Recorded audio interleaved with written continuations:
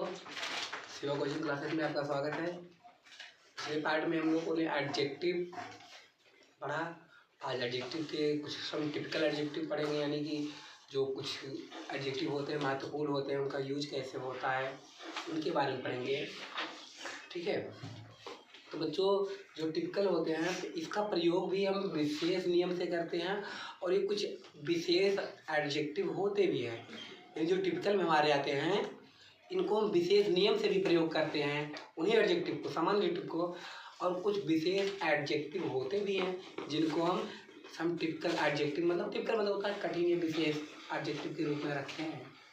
आइए बात समझते हैं बच्चों। नंबर 1, ध्यान से सुनिएगा। जब एडजेक्टिव नाउन और प्रोनाउन की विशेषता बताता है, किसकी? नॉर्मली बच्चों एडजेक्टिव जो होता है नाउन और प्रोनाउन की विशेषता बताते हैं तो वो एडजेक्टिव फॉर्म में लिखे जाते हैं। बात समझ में अपने मूल रूप में लिखे जाएंगे वो। लेकिन जब वही एडजेक्टिव आपके नाउन या प्रोनाउन के कार्य की विशेषता बताए, किसकी विशेषता बताए बच्चों? कार्य यानी एक्शन, जो कार्य कर रहा है उस पर प्रभाव पड़े, तो वही नाउन और प्रोनाउन जो कार्य की विशेषता बता रहा है, एडजेक्टिव जो नाउन और प्रोनाउन के कार्य की विशेषता बता रहा है वो एडवर्बियल फॉर्म में लिखा जाता है। एडवर्बियल क्या होता है बच्चों? एडजेक्टिव प्लस ly लगा देते हैं, वो एडवर्बियल फॉर्म कहलाता है। मैंने लिख दिया भी है, एडजेक्टिव के साथ ly लगा के जोड़ा जाए। बात समझ में? कुछ एग्जाम्पल मैंने लिख रखे हैं, यहाँ पे आपको बताना है कि कौन सा एडवर्बियल फॉर्म में जाएगा और कौन सा एडजेक्टिव फॉर्म में जाएगा। ओके, तो ध्यान दीजिए। पहला एग्जाम्पल है बच्चों, ही, यहाँ पे लुक्स होगा, he looks happy or happily. यहाँ पे बताइए अब क्या होगा? ही लुक्स, वह दिखता है, कैसा दिखता है? प्रसन्न दिखता है, हैप्पीली दिखता है। तो यहाँ पे हैप्पी ही को क्वालिफाई करेगा या हैप्पीली लुक्स को क्वालिफाई करेगा? एक्चुअली बच्चों देखा जाए तो ये हैप्पी जो है आपका ही को क्वालिफाई करेगा, तो ही लुक्स हैप्पी, वह कैसा दिखता है? प्रसन्न दिखता है। वह प्रसन्न, कौन प्रसन्न है? वह। तो प्रसन्न किसकी विशेषता बता रहा है? वह की। तो ये सही हो जाएगा और आपका ये गलत हो जाएगा। ठीक है, आगे देखेंगे। He looks me happy happily, उसने मुझे देखा, उसने मुझे कैसे देखा? प्रसन्नता से देखा या प्रसन्न देखा? उसने मुझे देखा प्रसन्नता से या प्रसन्न? खुशी से देखा या खुश देखा? खुशी। उसने मुझे खुशी से देखा भाई। तो यहाँ पे ये जो हैप्पीली है वो किसको विशेषता बताएगा? लुक्स को क्वालिफाई कर रहा है, इसके ही के कार्य को क्वालिफाई कर रहा है। बात समझ में आई? यही हमारा नाउन है, प्रोनाउन है। ठीक, हमें प्रोनाउन का कार्य कर रहा है। प्रोनाउन का कार्य क्या है? एक्शन क्या है इसका? लुक। और इसकी विशेषता कौन बताएगा? हैप्पी। ये वाला सही और ये वाला। बात समझ में आई बच्चों? जब यही कार्य की विशेषता बताएगा आपका एडजेक्टिव, ठीक है। यहाँ पे वह मुझे देखा, प्रसन्नता से देखा। अब प्रसन्नता किसकी विशेषता बता रहा है? देखा के लिए। तो यहाँ पे क्या हो जाएगा? ये हैप्पीली। आई फील प्राउड प्राउडली, क्या होगा? आई फील, मैं महसूस करता हूँ, प्राउड गर्व। ये प्राउड आएगा किसके लिए? आई के लिए, मैं गर्व महसूस करता हूँ। ठीक है, तो फील के लिए कुछ नहीं है यहाँ पे, तो ये वाला सही जाएगा और ये वाला गलत जाएगा आपका। बात समझ में आई? I feel proud on you, I feel proudly on you नहीं होता है। कंफर्म? नेक्स्ट है, फ्लावर स्मेल स्वीट और स्वीटली स्वीटली। तो फ्लावर की स्मेल बच्चों जो होता है, फ्लावर स्मेल, फूल महक रहे हैं, कैसे महक रहे हैं? मीठे, स्वीटली। फ्लावर स्मेल स्वीट और स्वीटली,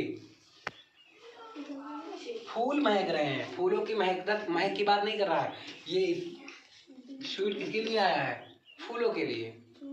तो जब फूलों के लिए आ गया, नाउन प्रोनाउन के लिए आया, तो क्या हो जाएगा? ये एडजेक्टिव फॉर्म में आएगा, नॉट एडवर्बियल फॉर्म में। ओके, एडवर्बियल फॉर्म में नहीं आएगा। ये वाला गलत, वाला सही। फूड टेस्ट डिलीशियस डिलीशियसली, तो ये भोजन का स्वाद अच्छा था, स्वादिष्ट था, भोजन स्वादिष्ट था। तो स्वादिष्टली नहीं, यहाँ पे स्वादिष्ट पूर्वक नहीं था, ये स्वादिष्ट था। भोजन की विशेषता बता रहा है ये, डिलीशियस इसकी विशेषता बताएगा। तो ये सही और ये वाला गलत। नेक्स्ट बच्चों, the ship come on the sea shore. Sea shore मतलब होता है, शेयर मतलब यहाँ पे किनारे है, ठीक है। द शिप कम, या फिर सी शेयर जो समुद्र का किनारा जहाँ पे जहाज आकर रुकती है उसको भी कहा जाता है। द शिप कम, शिप आई, जहाज आई, कहाँ आई, समुद्र के लिए। अचानक, अचानक आ गई, अचानक आने को नहीं बता रहा है, ठीक है। तो सडन होगा या सडनली होगा, अचानक आ गई या फिर अचानक आई। शिप कम आई, कैसे आई, अचानक आई। तो ये जो सडन है हमारा किसको दिखा रहा है, आने के लिए है। तो the ship come on the sea shore not sudden, क्या हो जाएगा यहाँ पे, सडनली, अचानक आ गई, सडन नहीं आया। ये वाला हमारा गलत हो गया और ये वाला सही हो गया। बात समझ में आई बच्चों? इसको नोट करो, कुछ और नियम को बताते हैं, ठीक बच्चों। हम लोग एडजेक्टिव पढ़ रहे थे, सम टिपिकल एडजेक्टिव, जिसमें आज हम लोग कुछ बात करने वाले हैं ऐसे एडजेक्टिव की जो आप तक आज नहीं पढ़े आज तक। तो आज हम ऐसे एडजेक्टिव की ही बात करेंगे। अभी मैं बोलूँ, एक ग्रेडेबल एडजेक्टिव होता है और एक नॉन ग्रेडेबल एडजेक्टिव होता है। तो आपको पता होगा सर कि ग्रेडेबल क्या है, नॉन ग्रेडेबल क्या है, तो हमारे लिए पहली बार है। तो आपको हम बताते हैं ग्रेडेबल क्या होता है, नॉन ग्रेडेबल क्या होता है। जानते हो, आप यूज भी करते हो, बट अच्छी तरीके से जानते हो ये बात मैं नहीं कह सकता हूँ। तो आइए देखते हैं, समझते हैं ग्रेडेबल क्या होता है और नॉन ग्रेडेबल क्या होता है बच्चों। तो बच्चों, ग्रेडेबल एडजेक्टिव वे एडजेक्टिव होते हैं जिनको हम कंपैरेटिव और सुपरलेटिव डिग्री बना सकते हैं। साथ ही साथ उनको एम्फेसाइज किया जा सकता है, एम्फेसाइज मतलब बढ़ाया जा सकता है, ठीक है। तो वे एडजेक्टिव जिनका कंपैरेटिव और सुपरलेटिव डिग्री बन जाता है और जिनको हम क्या कर सकते हैं, एम्फेसाइज कर सकते हैं, बढ़ा सकते हैं, वो क्या होते हैं, हमारे ग्रेडेबल एडजेक्टिव होते हैं। समझ में आई? फॉर एग्जाम्पल के लिए देखेंगे, जैसे गुड है, गुड को भाई अच्छा होता है, एक बहुत अच्छा होता है, एक बहुत ज़्यादा अच्छा होता है। तो good, very good, much good हम बना सकते हैं, कोई दिक्कत नहीं है। तो इसको हम कई पार्ट में बना के लिखते हैं। तो इसको गुड को कह सकते हो ये कम अच्छा है, ज़्यादा अच्छा है, कहते हो आप हमारे लेने जाते हो, ये अच्छा है, ये कम अच्छा है, ये ज़्यादा अच्छा है, बोलते हो ना आप। तो ये क्या है, ग्रेडेबल है। जैसे बेटर, बेटर भी वही देता है भाई, ये अच्छा है, इससे बढ़िया है। अब वेरी बेटर है, मच बेटर है, मच मतलब ज़्यादा, वेरी अधिक, मच मतलब सबसे ज़्यादा, मच तो ये अधिक और अधिक। वर्स्ट मतलब खराब होता है, वेरी वर्स्ट और ज़्यादा खराब, मच वर्स्ट सबसे ज़्यादा खराब, सबसे ज़्यादा बर्बाद, डॉट डॉट etc और भी ऐसे वर्ड होते हैं। तो आइए बात करते हैं नॉन ग्रेडेबल एडजेक्टिव की। तो नॉन ग्रेडेबल एडजेक्टिव क्या होगा बच्चों, वे एडजेक्टिव जिनके ना तो हम कंपैरेटिव डिग्री बना सकते हैं ना तो सुपरलेटिव, यानी कि डिग्री जिनका बनता ही नहीं है, और ना ही उनको हम एम्फेसाइज कर सकते हैं, मतलब बढ़ा भी नहीं सकते हैं, ना तो डिग्री बना सकते हैं और ना ही क्या कर सकते हैं, हम उनको एम्फेसाइज कर सकते हैं, बढ़ा सकते हैं। तो क्या कहलाएंगे, हमारे नॉन ग्रेडेबल कहलाएंगे। इसमें हम देखते हैं कुछ वर्ड है बच्चों जिसके बारे में आज हम जानते हैं। जैसे परफेक्ट, परफेक्ट मतलब पूर्ण होता है। तो कोई पूर्ण मतलब होता है कि पूर्ण मतलब पूरा पूरा। ये मैं पूछूँ आपका होमवर्क कंप्लीट है, तो बच्चों को कहेंगे कंप्लीट है या तो ये कहेंगे नहीं कंप्लीट है। तो कम कंप्लीट और ज़्यादा कंप्लीट नहीं होता है, क्या होता है, ऐसा कुछ नहीं होता है ना। तो वैसे परफेक्ट होता है, परफेक्ट मतलब पूर्ण। तो कम पूर्ण और ज़्यादा पूर्ण नहीं होता है। समझ में आई? आगे मैचलेस, मैचलेस मतलब क्या होता है बच्चों, जिसका कोई मैच ही ना हो, जिसका कोई जोड़ ना हो, बेजोड़। मैचलेस मतलब बेजोड़। बेजोड़ क्या होता है भाई, बेजोड़ मतलब जिसका कोई जोड़ ही ना हो। तो ये कम जोड़ ज़्यादा जोड़ नहीं होता है, बेजोड़ तो बेजोड़। बात समझ में आई? यूनिक, यूनिक मतलब ये क्या होता है भाई, खास, एकदम इकलौता। जैसे मैं बोलूँ चाँद हमारा यूनिक है, तो चाँद यूनिक है, चाँद जैसा कोई दूसरा नहीं है। हमारी अर्थ यूनिक है, इस पे अर्थ हमारे पे जो अर्थ हमारी है इसके ऊपर जीवन है, वायुमंडल है, तो इसका मतलब यूनिक है। ये जल है, ऐसा और कहीं किसी ग्रह पे नहीं है। तो ये यूनिक है, एक्सीलेंट, बहुत बेहतरीन, शानदार। तो ये कम शानदार, ज़्यादा शानदार नहीं होता, शानदार तो शानदार, बेहतरीन तो मतलब बेहतरीन। बात समझ में आई? गोल्डन, सुनहरा।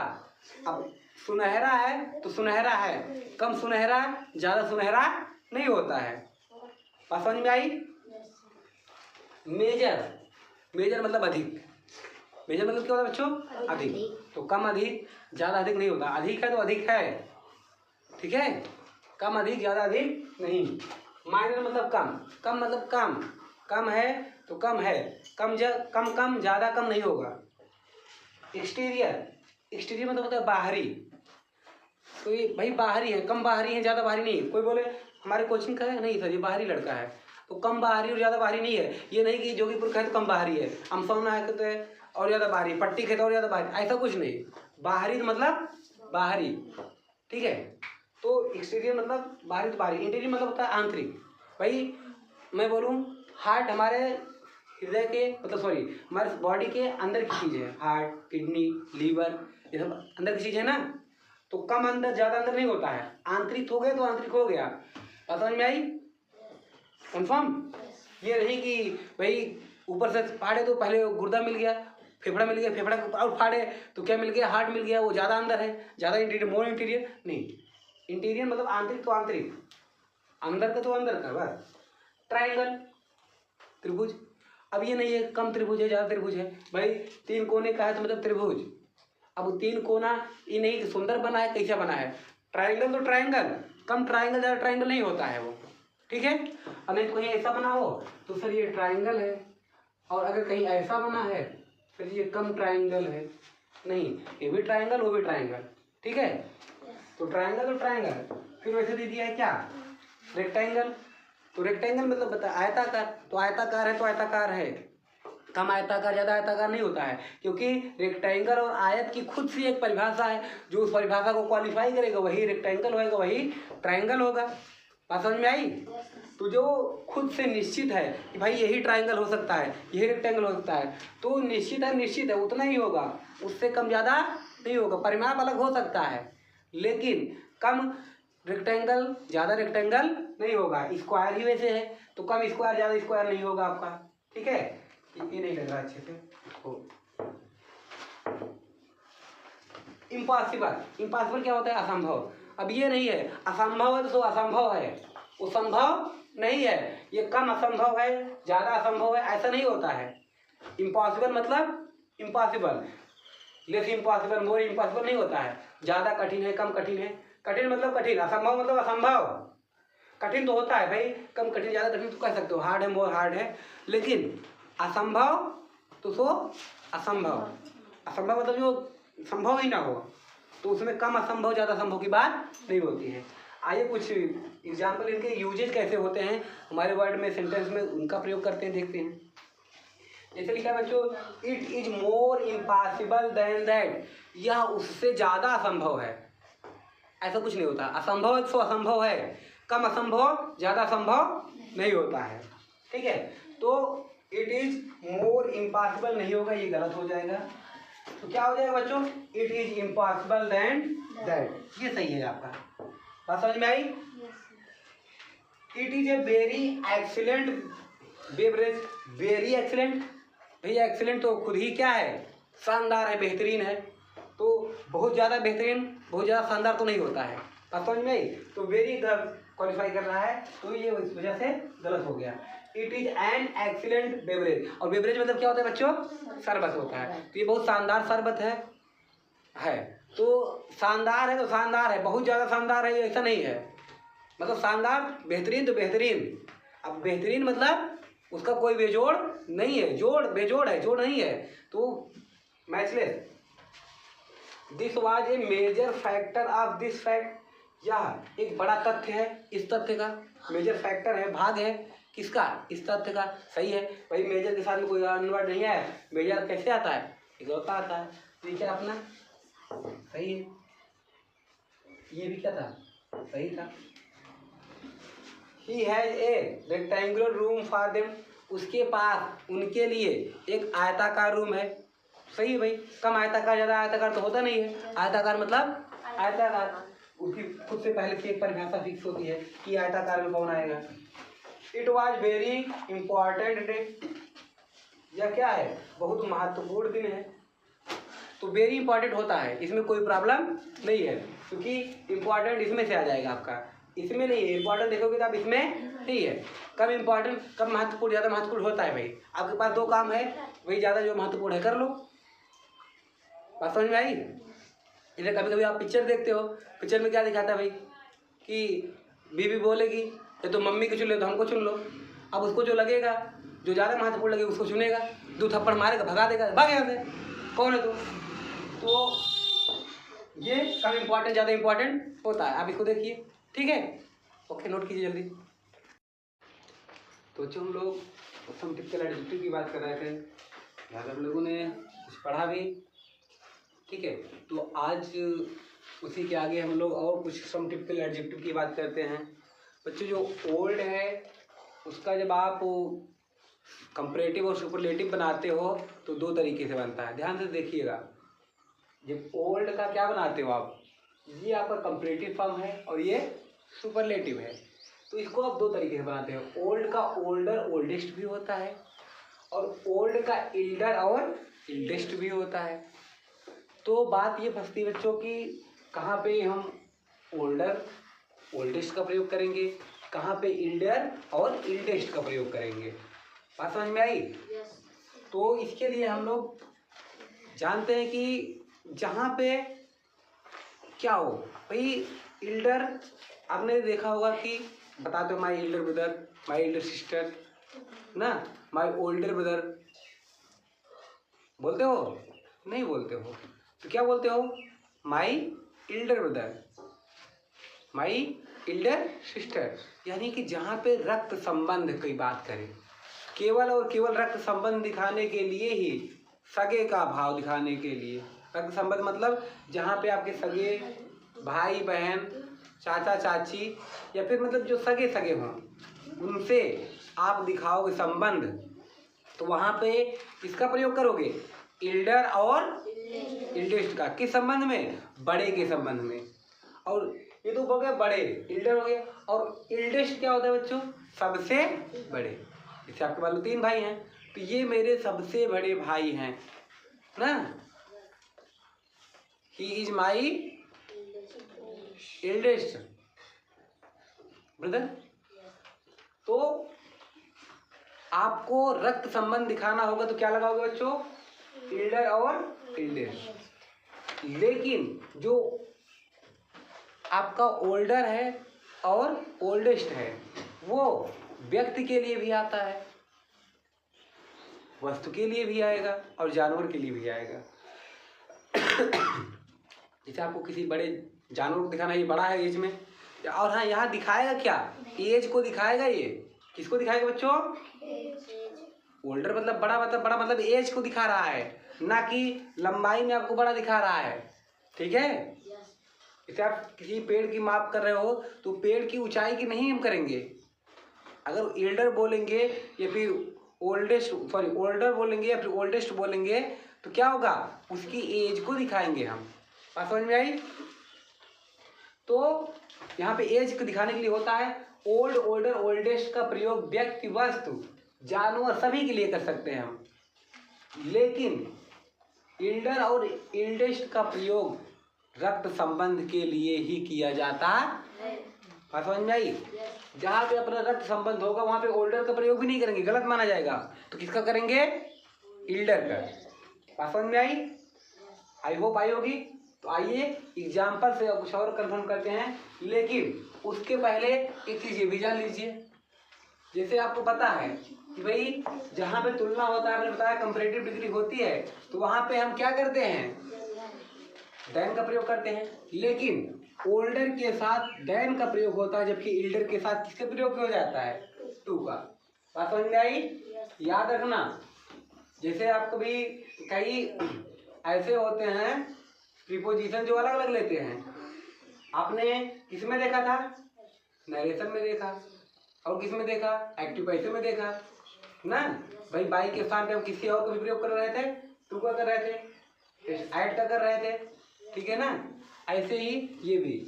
तो ओल्डर के लिए क्या लगाओगे बच्चों, देन, और इल्डर के लिए टू का प्रयोग करोगे। बात समझ में आई?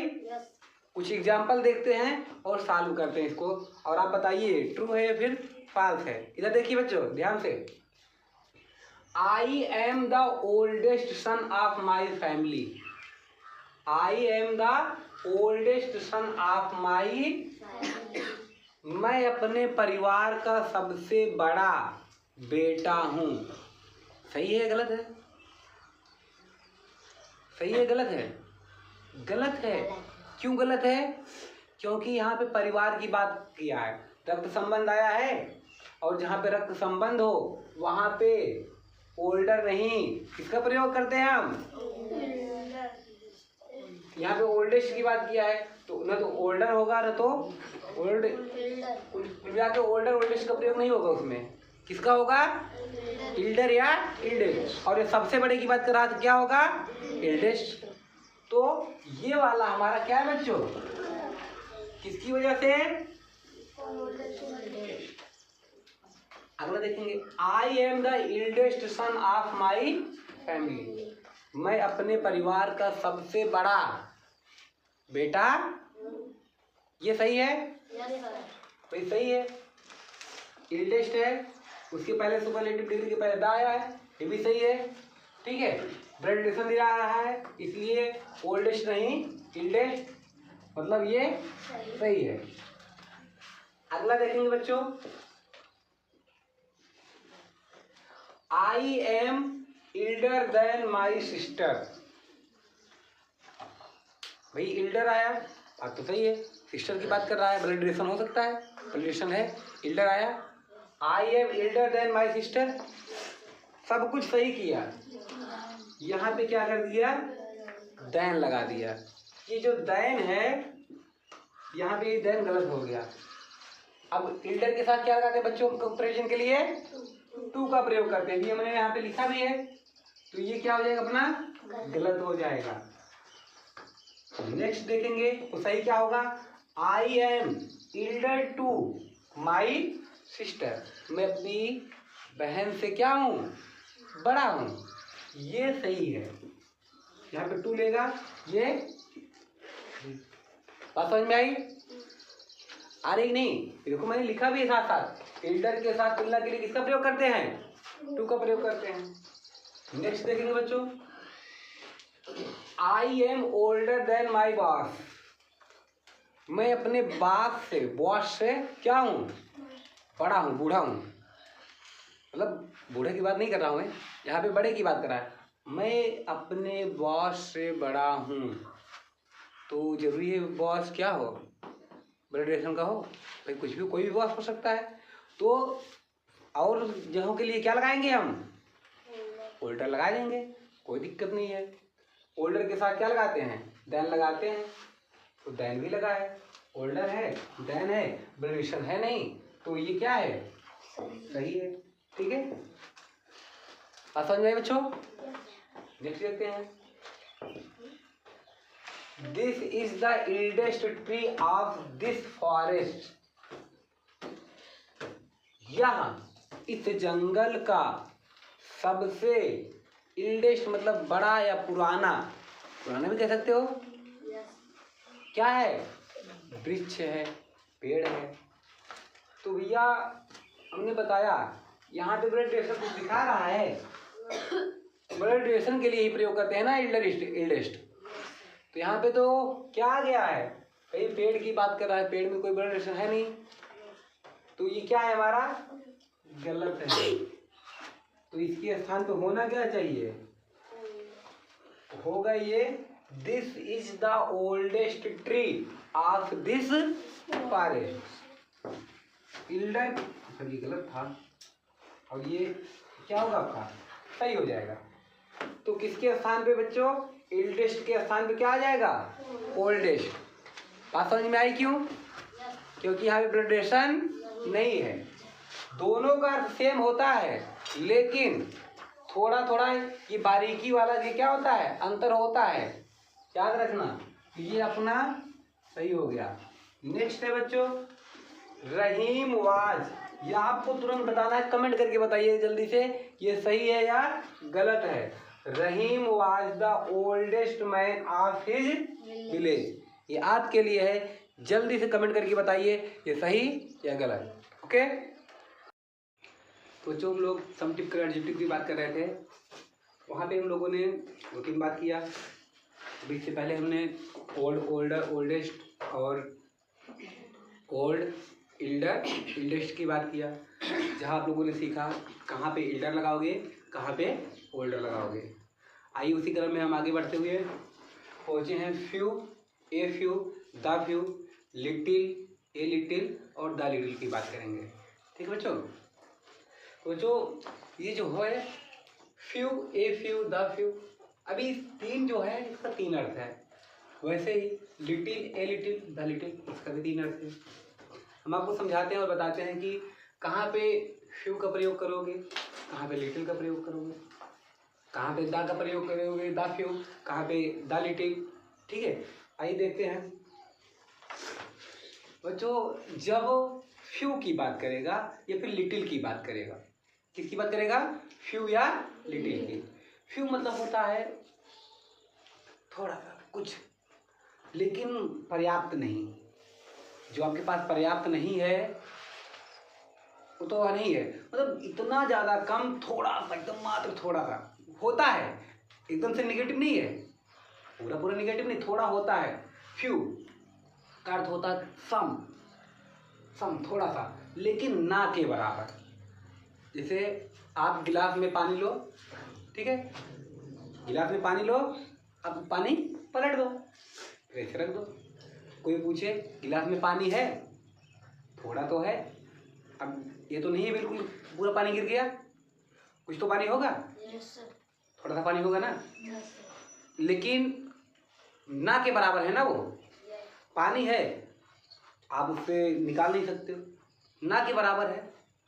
जैसे आप ठंडे की बोतल लाए, नॉर्मली ऐसे ऐसे निकाल नहीं सकते बॉटल में से, और आखिरी में रख दिए, तो बॉटल में देखो तो नीचे थोड़ा सा कितना सा बच जाता है, थोड़ा सा, कितना भी डालो थोड़ा सा आखिरी में बच जाएगा, वो है थोड़ा सा, लेकिन ना के बराबर, किसी काम का है। तो वही अर्थ होता है बच्चों फ्यू और लिटिल का, मतलब थोड़ा, इतना थोड़ा कि ना के बराबर। बात समझ में आई? जैसे ऊँट के मुंह में जीरा, भाई ऊँट के मुंह में जीरा डाल दो तो क्या है, कुछ तो है, लेकिन उसके लिए ना के बराबर। बात समझ में आई? ये हो गया क्या, फ्यू और लिटिल का अर्थ, मतलब इसका अर्थ होता है सम बट नथिंग, कुछ तो होता है, थोड़ा होता है, लेकिन एकदम ना के बराबर। बात समझ में आई? बात करते हैं अब ए लिटिल और फ्यू लिटिल की। फ्यू, ए फ्यू और ए लिटिल, ए फ्यू, ए, इसका अर्थ क्या होता है, इसका अर्थ होता है थोड़ा, थोड़ा लेकिन पर्याप्त नहीं। जैसे अभी आपको वही प्यास है 2 गिलास की, और गिलास में पानी है इतना सा, थोड़ा सा है, थोड़ा है, पी भी सकते हो, लेकिन आपके लिए पर्याप्त नहीं है। भाई नॉर्मली एक आदमी 4 रोटी खाता है, उसको 1 रोटी दे दो, थोड़ा है ना उसके लिए, लेकिन पर्याप्त नहीं है। ठीक है, तो ये थोड़ा लेकिन पर्याप्त नहीं, ये बिल्कुल निगेटिव सेंस देता है, ये पॉजिटिव सेंस में आता है, थोड़ा है, ठीक है ना, थोड़ा है लेकिन पर्याप्त नहीं है। जैसे आपसे कोई पूछे भाई आपके पास पैसे हैं, हाँ पैसे तो हैं लेकिन थोड़े हैं, लेकिन पर्याप्त नहीं है, कम पैसे हैं। जैसे मान लो आपको 100 रुपये की जरूरत है, तो 50 रुपये आपके पास, थोड़ा है ना, भाई कोई पूछे पैसा है, हाँ थोड़ा तो है लेकिन पर्याप्त नहीं है, वो थोड़ा होता है, कम लेकिन पर्याप्त नहीं, कुछ लेकिन पर्याप्त नहीं। कहाँ पे, ए फ्यू, ए लिटिल। बात समझ में आई? अब बात करते हैं द फ्यू, द लिटिल। यहाँ भी होता, अधिक नहीं होता है, होता कम ही है, लेकिन उतना जितना आपके लिए पर्याप्त हो। जैसे आपको कोई 100 रुपये की चीज़ है, तो भाई आपके पास पैसा थोड़ा है, कोई पूछे पैसा है, हाँ थोड़ा है लेकिन काम भर का है, पर्याप्त है, काम चल जाएगा। बात समझ में आई? जैसे किसी को 5 रोटी खाना है, 4 रोटी है, हाँ भाई है, थोड़ा है, पर्याप्त है, काम भर का हो जाएगा, हो जाएगा, काम चल जाएगा ना। तो वही जो होता है कार्य, मतलब आपका काम चल जाए, इसका भी अर्थ होता है थोड़ा ही कम ही होता है, लेकिन उतना कम जितना पर्याप्त हो जाए आपके लिए। मतलब आप कहीं जा रहे हो, आपके पास कोई देखा बाइक में पेट्रोल है कम है लेकिन पर्याप्त है, तो काम हो जाए, ठीक, समझ में आई ना। तो अब जैसे मान लो, हाँ बाइक की एग्जांपल लेते हैं, मान लो किसी को यहाँ पे जाना है, भाई यहाँ से यहाँ जाना है, ठीक है, मान लो 100 किलोमीटर है, और किसी के पास 10 किलोमीटर का पेट्रोल बचा है, तो क्या है, ना के बराबर है। भाई 100 किलोमीटर जाना है, 10 किलोमीटर के पास तुम्हारे है, तो क्या करोगे, ना के बराबर ना। 5 किलोमीटर 2 किलोमीटर हो, 10 किलोमीटर हो, ना के बराबर है। और किसी के पास भाई 100 किलोमीटर जाना है, 60 किलोमीटर 40 किलोमीटर या 50 किलोमीटर का उसके पास क्या है, तेल है, तो वो क्या हो जाएगा, वो ए फ्यू और ए लिटिल, मतलब है लेकिन पर्याप्त नहीं है, पहुंच नहीं पाएंगे, ठीक है।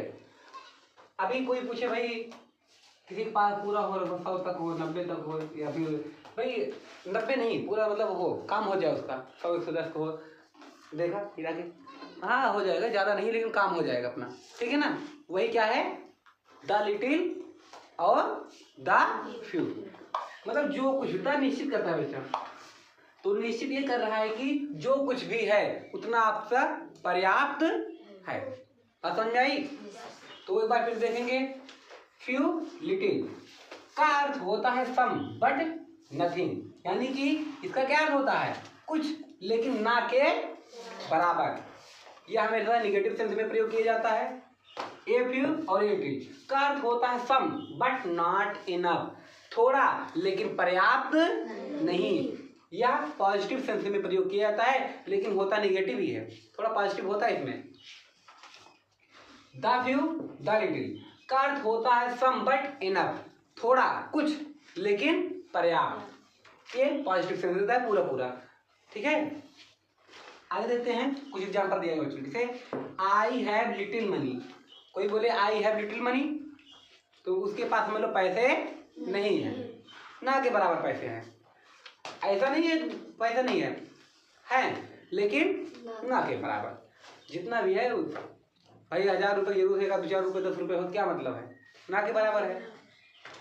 तो आई हैव लिटिल मनी, कोई बोले आई हैव लिटिल मनी मतलब थोड़ा है, बहुत कम, ना के बराबर, तो वहाँ पे इसका प्रयोग करेंगे लिटिल का, मेरे पास पैसा नहीं है। इसका अर्थ यही होता है कि नहीं है, निगेटिव सेंस देता है वो, ठीक है थोड़ा लेकिन ना के बराबर हो तो मतलब नहीं है, ना के बराबर। I have a little money, a little money थोड़ा सा, ध्यान देना ये सब किसके रूप में आता है, लिटिल काउंटेबल के रूप में आ रहा है। लिटिल जो है हमारा काउंटेबल है, बात समझ में आए बच्चों, और फ्यू जो है अनकाउंटेबल है। भाई दोनों है, दो चीजें हैं, तो इतना भी समझ लो, लिटिल काउंटेबल के सेंस में आएगा और फ्यू अनकाउंटेबल के। I have a little money, मेरे पास थोड़ा पैसा है, ठीक है, लेकिन पर्याप्त नहीं है, मेरे पास पर्याप्त पैसा नहीं है, एक सेंस में कह सकते हो, लाइन में कह सकते हो मेरे पास पर्याप्त पैसा नहीं, ठीक।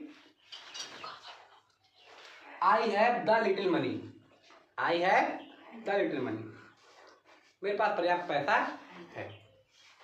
ज्यादा की बात नहीं की है इसमें, भाई ज्यादा के पास भी पर्याप्त होता है, लेकिन यहाँ पर कम वाला पर्याप्त की बात किया है, काम चल जाएगा। समझ में आई? भाई जो करोड़पति है, कहीं घूमने जाना है, 10 लाख की जरूरत है, कोई करोड़पति है, उसके पास तो पर्याप्त पैसा है ना, यस सर। और किसी के पास 10 लाख है तो उसके पास भी पर्याप्त है ना, तो वही चीज ये 10 लाख वाले हैं, जो द लिटिल मतलब जो है पर्याप्त है। अब बात करते हैं फ्यू की। आई हैव फ्यू चांसेस, मेरे पास कुछ अवसर हैं लेकिन ना के बराबर, फ्यू चांसेस।